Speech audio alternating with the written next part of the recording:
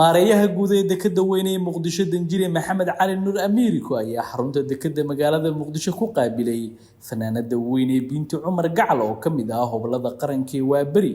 maareeyaha ayaa ugu horeyn fanaanada ka dhageystay warbixin kooban iyadoo sheegtay in waayo badan oo nolosheeda kamid ah ay xirfadeeda ugu soo adeegtay dalkeeda iyo dadkeeda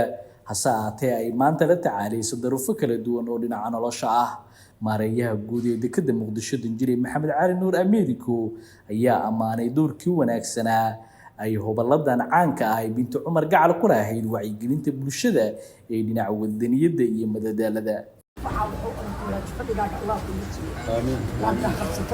الله كاغا ديو إلهي وحان كاغا بريا عمري دير وعافماد له إلهي بلاي قوتش قلن كاغا إلهي ما قلنجي إلهي وحان كاغا بريا ومد النبي محمد ودك إني كنت عيش سان أنيقو كنت حي إني كنت حيان